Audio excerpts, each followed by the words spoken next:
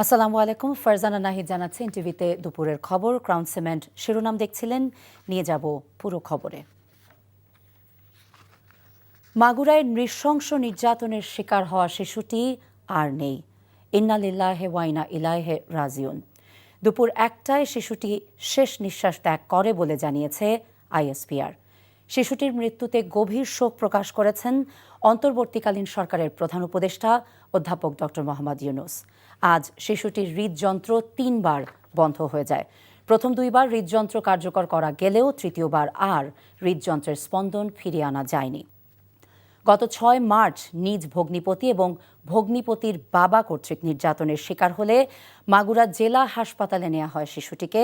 পর্যায়ক্রমে তাকে Faridpur medical college হাসপাতাল এবং ঢাকা মেডিকেল কলেজ হাসপাতালে চিকিৎসা দেওয়া হয়। অবস্থা খুবই সংকটাপন্ন হলে ৮ মার্চ তাকে ঢাকা সিএমএইচে ভর্তি করা হয়। বাংলাদেশ সশস্ত্র বাহিনীতে কর্মরত সেনাবাহিনী ক্যাপ্টেন এবং তদূর্ধ্ব সমমর্যাদার কর্মকর্তাদের নির্বাহী ম্যাজিস্ট্রেটের ক্ষমতা আরও ২ মাস বাড়িয়েছে সরকার। আজ জনপ্রশাসন মন্ত্রণালয় এই সংক্রান্ত প্রজ্ঞাপন জারি করে। বলা হয় ১৫ মার্চ থেকে ৬০ দিন এর সিদ্ধান্ত বলবৎ থাকবে। সশস্ত্র বাহিনীতে কর্মরত কর্মকর্তা ছাড়াও কোস্টগার্ড এবং বিজিবিতে প্রেষণে নিয়োজিত কর্মকর্তারাও এই ক্ষমতা পাবেন বলে প্রজ্ঞাপনে জানানো হয়েছে। গত ১৭ সেপ্টেম্বর সশস্ত্র বাহিনীকে নির্বাহী ম্যাজিস্ট্রেটের ক্ষমতা দেওয়া হয়। পরে নভেম্বর এবং জানুয়ারিতে ২ মাস করে মেয়াদ বাড়ানো হয়েছিল। আজ এই মেয়াদ আরও ২ মাস বাড়ল। এই ঈদে জামা জুতো অ্যাক্সেসরিজের ডিসকাউন্ট। দীর্ঘ প্রতীক্ষার পর এবারের সরকারি প্রাথমিক বিদ্যালয়ের প্রধান শিক্ষকরা ১০ম গ্রেডে বেতন এবং দ্বিতীয় শ্রেণীর কর্মকর্তার মর্যাদা পেতে যাচ্ছেন। আজ প্রধান বিচারপতি ডক্টর সৈয়দ রেফাত আহমেদের নেতৃত্বাধীন আপিল বেঞ্চ এর সংক্রান্ত এক রিটের রিভিউর নিষ্পত্তি করে এই রায়টি দেন। রিপোর্টে আরও জানাচ্ছেন হাসান জাবেদ। সরকারি প্রাথমিক বিদ্যালয়ের প্রধান শিক্ষকদের বেতন কাঠামো ১১ ও ১২তম গ্রেডে নির্ধারণ করা হয়েছিল ২০১৪ সালে। সেই সিদ্ধান্তের বিরুদ্ধে ৪৫ জন প্রধান শিক্ষক হাইকোর্টে রিট করেন।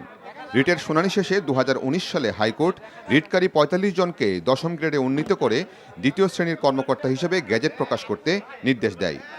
সেই রায়ের বিরুদ্ধে রাষ্ট্রপক্ষের আপিল খারিজ হলে রিভিউ আবেদন করা হয়। বৃহস্পতিবার রিভিউ নিষ্পত্তি করে রায় দেন প্রধান বিচারপতির নেতৃত্বাধীন আপিল বেঞ্চ।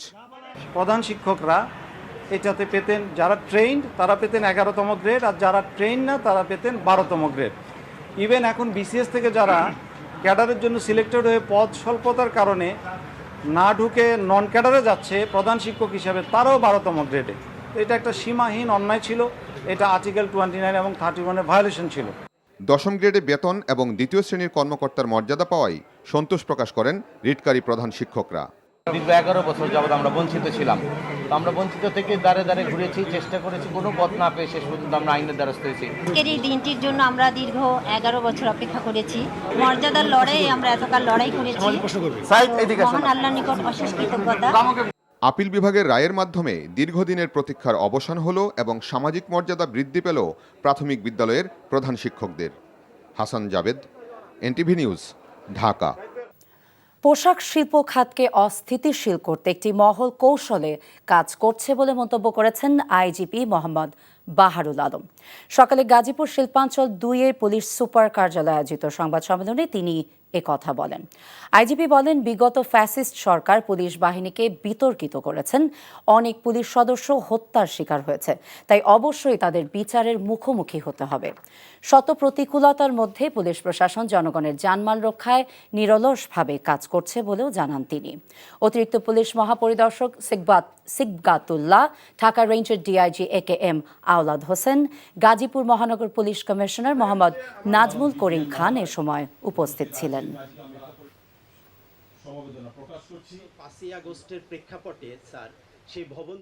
এখানে যাদের স্বার্থে আঘাত লেগেছে নিশ্চয়ই তাদের মধ্যে অনেকে সংক্ষুব্ধ, এবং এটা খুবই স্বাভাবিক যে এই বর্তমানে শান্তি শৃঙ্খলা রক্ষা, মানুষের জনজীবন যেন সুন্দরভাবে চলে, এই সব জায়গায় অনেকেই চেষ্টা করবেন যে এখানে যেন অস্থিরতা তৈরি হয়।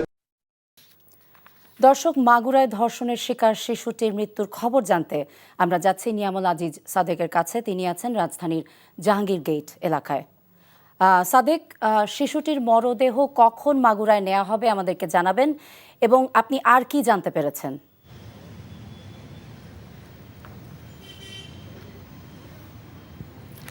সিএমএইচ এর সামনে দাঁড়িয়ে আছি আমি আসলে মূলত জাহাঙ্গীর গেট থেকে আমাদেরকে অনুমতি দেওয়ার পরে আমরা এখানে এসে পৌঁছেছি। মূলত আপনি জানেন যে 8ই মার্চ যে শিশুটি আলোচিত ধর্ষিত যে ছেলের শিশুটি, তাকে এখানে নিয়ে আসা হয়েছিল এবং তার পরবর্তীতে তার কার্ডিয়াক অ্যারেস্ট হয়েছে। কার্ডিয়াক অ্যারেস্ট 3 দফা তার শ্বাসনালী এবং তার হৃদযন্ত্রের ক্রিয়া বন্ধ হয়ে গেছিল। চতুর্থ দফায় তাকে আর বাঁচানো যায়নি বলে আজকে বাংলাদেশ সেনাবাহিনীর একটি ভেরিফাইড পেজ ফেসবুক থেকে সেটি জানানো হয়েছে। ভেরিফাইড জায়গা থেকে আমরা জেনেছি এবং সেটি আমাদেরকে আইএসপিআর সহ অন্যান্য যে সূত্র রয়েছে সেনাবাহিনীর, তারা নিশ্চিত করেছেন। আমরা এখন এসেছি সম্মিলিত সামরিক হাসপাতাল সিএমএইচ এর সামনে এবং যেহেতু এখানে কিছু কার্যক্রম রয়েছে, সেই হাসপাতাল থেকে সেই রিলিজ দেওয়ার পরে তার যে আত্মীয় স্বজনরা রয়েছে, সেই আত্মীয় স্বজনরা হয়তো আজকে তাদেরকে সেই ছেড়ে দেওয়ার পরে তারা মাগুরার উদ্দেশ্যে রওনা দিবেন। ইতিমধ্যে আপনি জানেন যে সারা বাংলাদেশের অসংখ্য মানুষ তার জন্য দোয়া করেছিলেন যেন অন্তত প্রাণে বেঁচে যান সেই ধর্ষিত শিশুটি, যার সাথে নিষ্ঠুর কার্যক্রম করেছিলেন। নিষ্ঠুর কাজ হয়েছিল, সেই ধর্ষণের বিরুদ্ধে পুরো বাংলাদেশ সোচ্চার। এখন পুরো বাংলাদেশ উত্তাল। ঢাকা বিশ্ববিদ্যালয় থেকে শুরু করে প্রত্যেকটি শিক্ষা প্রতিষ্ঠানের ছাত্রছাত্রীরা কিন্তু এই ধর্ষণের বিরুদ্ধে সোচ্চার। আর আপনি যেটি জানতে চেয়েছিলেন যে আমরা হয়তো আরও কথা বলে জানতে চাইবো যে তারা কখন আসলে এখান থেকে তাদেরকে রিলিজ দেওয়া হবে, এই বিষয়ে কর্তৃপক্ষ আমাদেরকে জানাবেন। এই ছিল সর্বশেষ অবস্থা। ফারজানা, আমরা জানছিলাম ধর্ষণের শিকার শিশুটির মৃত্যুর খবর। এই ছিল দুপুরের খবরে। এই খবরের ভিডিও সবরিক জানতে ভিজিট করুন এনটিভি অনলাইন www.ntvbd.com।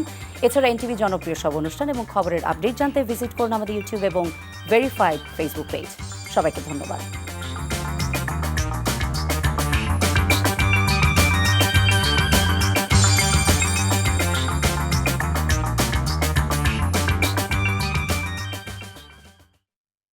এই ঈদে জামা জুতো অ্যাক্সেসরিজের ডিসকাউন্ট।